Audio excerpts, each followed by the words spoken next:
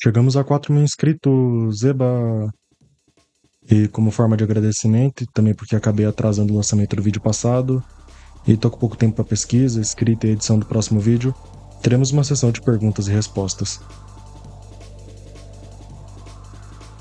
Gabriel Araújo, na aba da comunidade do YouTube, disse: queria saber sobre o seu processo de escrita, de sua metodologia para a sistematização de conceitos, se você vê a produção desses vídeos como parte do processo de estudo, no que você se preocupa quando pensa na forma de apresentação de um vídeo, para quem é o consumidor ideal na sua cabeça e por que você faz os vídeos. E, como sempre, obrigado pelo conteúdo. Bom, são várias perguntas nessa pergunta, então vamos por partes. Sobre o processo de escrita, eu trabalho muito com a ideia de fichamento.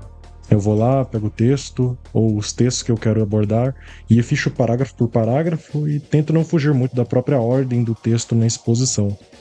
Sobre fichamento, tem um livro que a gente foi obrigado a ler, certos, e trabalhar com ele no primeiro semestre, chamado Leitura e Escrita de Textos Argumentativos, do Marco Sacchini, e lá tem modelos e técnicas de fichamento que, de começo, você pode achar uma bosta ou totalmente desnecessário, mas ao longo do tempo, ao longo prazo, vira uma ferramenta inestimável, tanto para a sistematização dos conceitos, como também para produzir uma boa leitura. Então você vai lá, lê o texto, separa os conectivos, destaca os argumentos, as premissas, as conclusões, as referências externas. Eu gosto particularmente de denotar, na descrição do parágrafo, cada ação individual que o autor vai realizar no parágrafo. Ele argumenta, distingue, conclui, antecipa, comenta, etc. Mas isso é caso você queira uma leitura profunda do texto. É possível fazer leituras rápidas, fichas só com resumos, anotações, mas aí vai de cada um. Sobre o processo de fazer vídeos, sim, eu vejo eles como uma parte de estudo, principalmente porque é um modo de sintetizar as minhas leituras em algo coeso. É tipo dar forma a algo que antes só era pensamento e estava compreendido bem abstratamente, sabe? Eu me preocupo bastante com a legibilidade do texto. Tem horas que eu descarto sessões inteiras, pois elas pressupõem muitos conceitos externos ao texto, ou por mais necessário que tal parte seja, eu não consegui renderizar o direito sentido, aí eu acabo tirando do texto. Mas isso não significa subestimar o ouvinte, pois, idealmente falando, quando uma pessoa vê um vídeo meu, eu sempre espero que isso seja um convite para o livro, e não uma desculpa para não ler o texto, entende? Então, por mais confuso que soe algumas proposições, ou por impossível que seja compreender algumas partes, como foi grande parte do vídeo de introdução a Hegel, eu creio que tudo começa a fazer sentido a partir do momento em que você pega para ler o texto. Mas daí naturalmente surge a questão: para que fazer os vídeos se a pessoa de todo jeito vai ter que ler o texto? Então, isso é uma resposta a uma dificuldade que eu sentia abstratamente, mas que eu vi tornar-se concreto lendo o Adorno comentando Hegel. Que para ler Hegel é preciso sempre ter em mente essa ideia de totalidade, que não adianta criticar as proposições isoladamente, etc. Porém, não adianta ter em vista essa totalidade em abstrato, ou seja, de modo geral, superficial. Mas aí surge uma dificuldade, que como a gente entra no sistema hegeliano, se A, para interpretar eu preciso ter uma noção geral do sistema, e B, não adianta saber de modo superficial isso, pois vai resultar em uma compreensão abstrata e parcial do texto. O vídeo serve justamente para isso. Ele é meio que um pano de fundo, uma noção geral que ajuda na hora da interpretação do texto, mas que de nenhum modo substitui a leitura do texto. Você começa a apreciar muito melhor o texto tendo em vista o conteúdo do vídeo.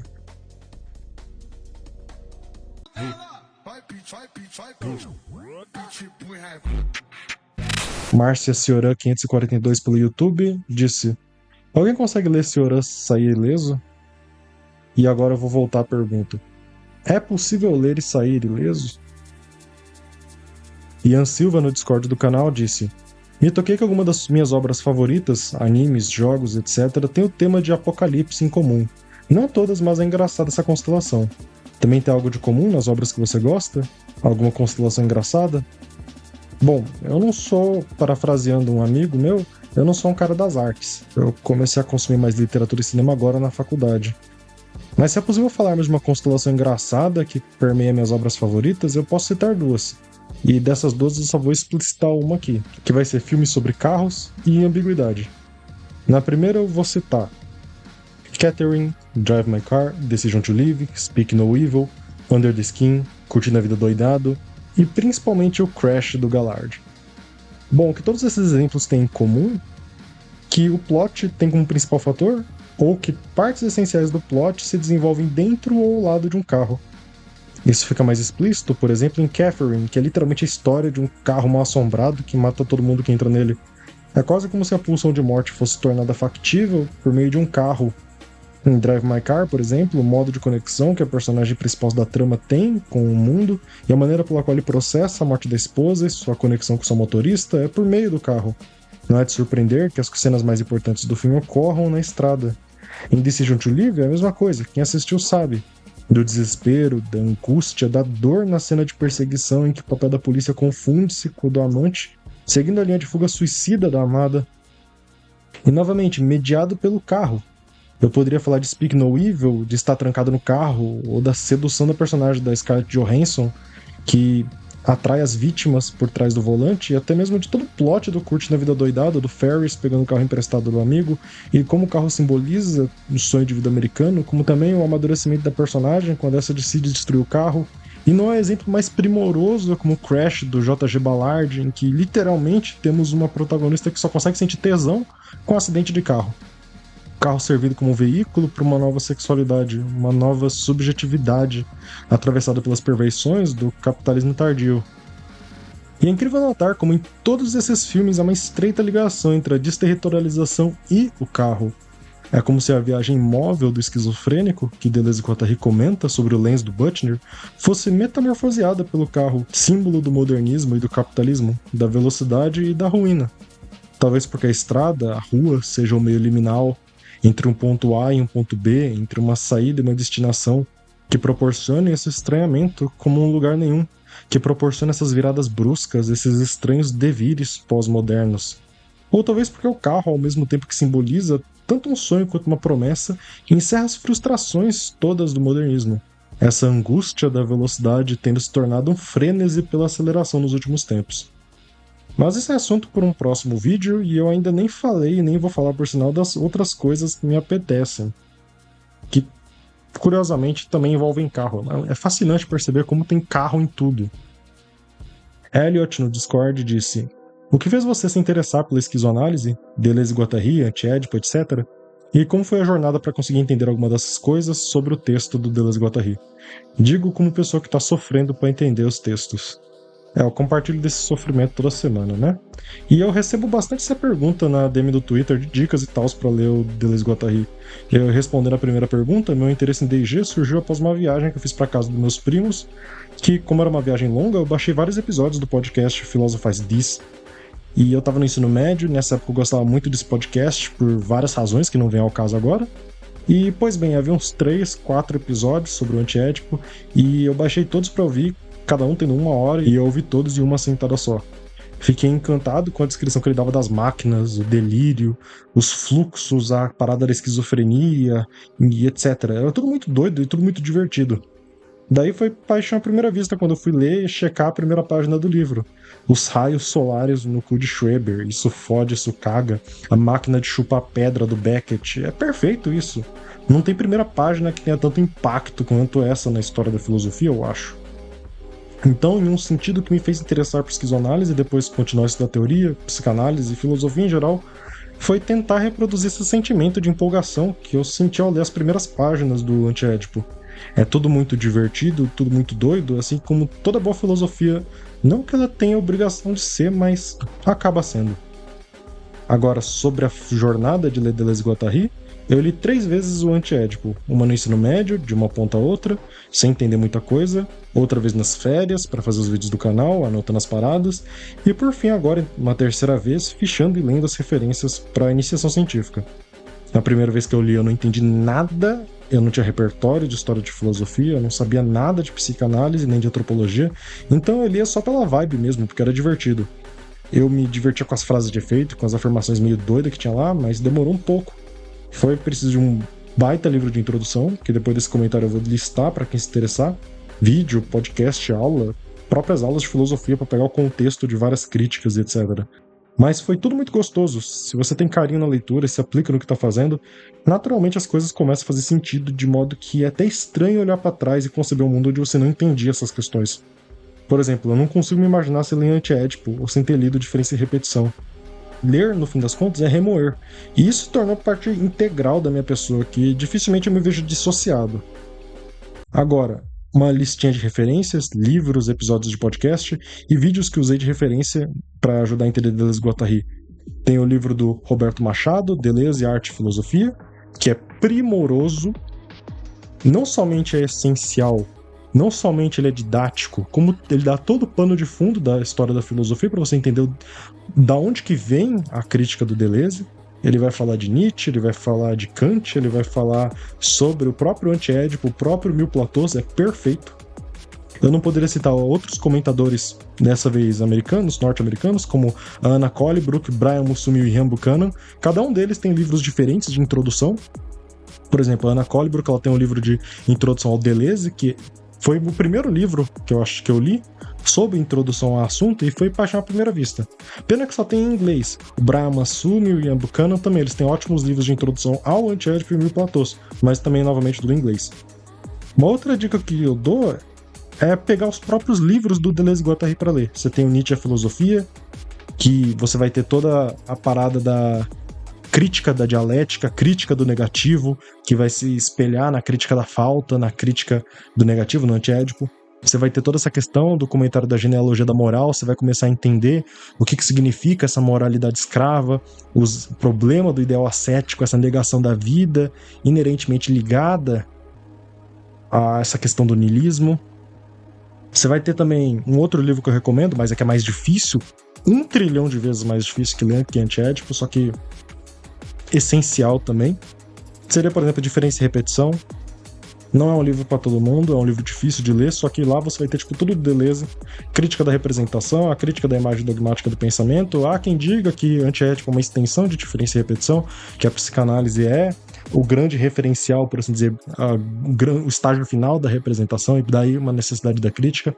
Bom, quem quiser pegar para ler, vai ficar muito mais claro essas passagens, mas é um livro que mais dificulta do que esclarece, mas ajuda bastante você ter em mente. Principalmente a terceira parte dele, quando ele vai falar da imagem dogmática do pensamento, né? Tem o próprio Mil Platôs, que se pegar pra ler é uma leitura divertida. Não é uma leitura fácil, porque são várias referências que eles vão sempre soltar, mas, novamente, se você ler o primeiro Platô junto com a introdução, já vai dar uma boa entendida, um bom contexto geral, por assim dizer, para entender o que eles estão querendo fazer em Anti-Édipo. Também tem o Platô do Como Fazer para Ser um Corpo Sem Órgãos, que... Agora, falando do Guattari, um outro livro que eu poderia recomendar seria o primeiro do Guattari, o Psicanálise e Transversalidade. Lá você vai ter o desenvolvimento base de quase todos os conceitos do Anti-Édipo. Produção desejante, a diferença entre grupo sujeito e grupo sujeitado, a questão da máquina, do maquínico também. Você vai ter, se eu não me engano, vai ter a questão da esquizofrenia, mas não sei o certo. Mas a crítica ao significante lacaniano vai aparecer, o conceito de transversalidade. Não aparece no Anti-Édipo, mas é importante pro Guattari e vai contextualizar de onde que tá vindo a crítica, né, do Anti-Édipo. Outro que eu vou recomendar vai ser o Três Ecologias, que é um dos últimos livros do Guattari. E meio que é um resumão, não um resumão, mas ele sintetiza muito bem essa ideia do, ao meu ver, em minha leitura, essa ideia do não humano, da questão não antropomórfica, né? Que a gente pode botar o pensamento do Guattari num certo pós-humanismo. Tem o Caosmose, eu botei como referência aqui, só que pensando bem, melhor tirar. Agora, para o contexto de psicanálise, eu recomendo ler Freud. Principalmente o 7º capítulo da Interpretação dos Sonhos, para ter uma noção geral, as 5 lições sobre psicanálise, as 5 novas lições da psicanálise. Sobre comentários de Freud, eu vou ter que recomendar Freud e o Inconsciente, do Garcia Rosa, que é um livro excelentíssimo, que ele resume a filosofia do Freud cronologicamente, então ele vai ligando os conceitos do Freud e vai... que como quem já leu Freud sabe que de um texto para o outro ele vai mudando certas concepções, vai trazendo novos conceitos, vai abandonando outros, então fica tudo meio confuso quando você vai pegar para estudar. Você tem esse texto do Rosa, que é muito bom, que dá uma liga entre todos os conceitos dele, vai explicando, vai mostrando cronologicamente, e vai ter também o Freud, a trama dos conceitos, do Renato Mezzani, que, novamente, outro texto primoroso. Esse é diferente do Rosa. Se o Rosa tentava fazer uma parada mais cronológica, o Mezzani vai fazer uma parada mais conceitual e estrutural. Ele vai trabalhar como a gênese dos conceitos freudianos é possível no contexto dos próprios conceitos, ou seja, como que o abandono de hipóteses antigas possibilita o surgimento de novas hipóteses, como que um conceito requer outro conceito, ele vai desenvolvendo isso, mostrando ao longo dos textos freudianos como esse foi o caso. É um texto excelentíssimo para estudar psicanálise e eu não me canso de recomendar ele. Agora, sobre podcasts e sites e blogs no geral, eu vou recomendar primeiramente o pessoal do Razão Inadequada, tanto o podcast dele quanto o site deles. O site é maravilhoso, você vai ter vários verbetes sobre Deleuze e Guattari, vários artigos sobre Mil Platôs e vai ter textos autorais e são todos lindos, maravilhosos. É uma parada emocionante. O podcast deles é fantástico o trabalho que eles fazem. Agora, comentando sobre podcast, que minhas referências são mais do exterior, eu recomendaria 3. Seria o Ask the Horizon, Plastic Pills e Machine Unconscious Happy Hour, que tá sempre retweetando umas paradas minhas no Twitter, né? O Machine Unconscious Happy Hour, eles têm seminários exclusivos do Anti-Édipo, que eu recomendo pra todo mundo que sabe inglês. Lá eles vão abordar o texto do começo ao fim. É maravilhoso. E eles também têm episódios sobre os textos freudianos. Como, por exemplo, o caso do Homem dos Lobos, o Homem dos Ratos, Totem Tabu. Dá uma contextualizada legal para entender o Anti-Édipo, né? Para quem não tem tanto contato ou experiência com esses textos, né? O Suíro no Discord do canal disse: Olá, Sr. Eric, tudo bem? Espero que estejas acompanhando o seu canal, desde o conteúdo sobre Deleuze e companhia. Queria lhe perguntar sucintamente como uma coisa: o que você pensa de experimentalismo exorbitante até loucura de alguns autores nas artes que herdaram ou não esse discurso de abissalidade que perpassa a obra nietzschiana? Desde quando, de verdade, um espírito... Em suma, qual o seu interesse na esquizofrenização do sujeito na sociedade pós-moderna? Bom, é uma baita pergunta, são muitos termos, muitos conceitos, muito tiro para todo lado nessa questão, então vamos por partes. Sobre o experimentalismo da loucura, o discurso da abissalidade Nietzsche, creio que em certa medida, se a gente se esforçar, a gente encontra a conexão com o estilo dos meus vídeos fácil. Eu falo se esforçar porque o resultado final do vídeo é muito espontâneo, mas eu só faço storyboard das imagens, vídeo para colocar e dificilmente eu planejo o estilo ou o tom do vídeo.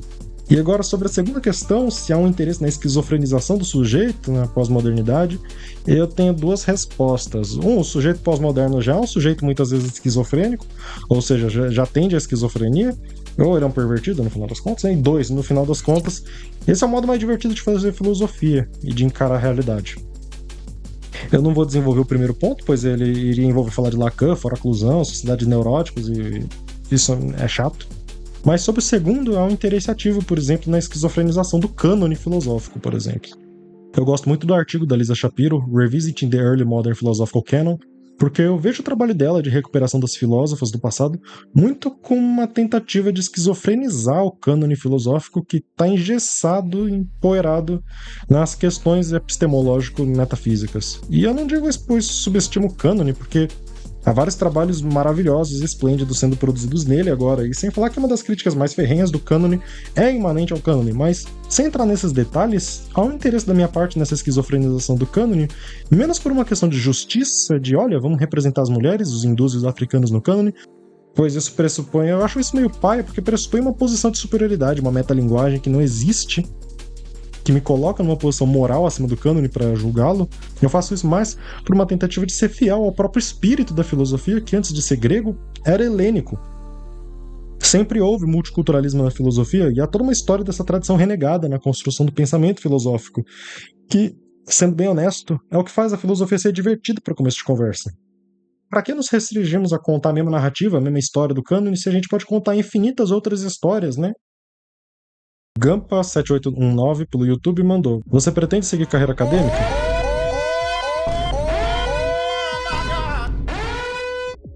E por fim, última questão, Guilherme Vinícius 9819 pelo YouTube mandou: Bom, as famigeradas perguntas: o que te mais prendeu a atenção na filosofia? Qual a importância e impacto dela? Sob seu ponto de vista, na gerência de nosso existir. E onde você mais gosta de consumir filosofia fora da filosofia acadêmica canônica, como desenhos, filmes, músicas, etc. Bom, vamos fazer que nem o Jack Stripador e vamos por partes. O que mais me prendeu na filosofia é a única área que eu me via fazendo ao invés de estar morto, né? Eu poderia dar uma resposta sem graça para a segunda questão, falando que ela serve para reflexão, que ela serve para nada, mas eu vou pelo caminho do DG e dizer que a filosofia serve para criar conceitos e os conceitos são muito úteis na nossa vida. Agora, respondendo sério a última questão, onde eu mais gosto de consumir filosofia fora da academia ou do cânone, é ou por jogos, animes e mangás. Inclusive eu ia recomendar Evangelion, mas acho que essa recomendação tá muito batida, então eu vou recomendar o terceiro e quarto volume do Das Capital. Leiam Dungeon Meshi e leiam Chainsaw Man. Adeus.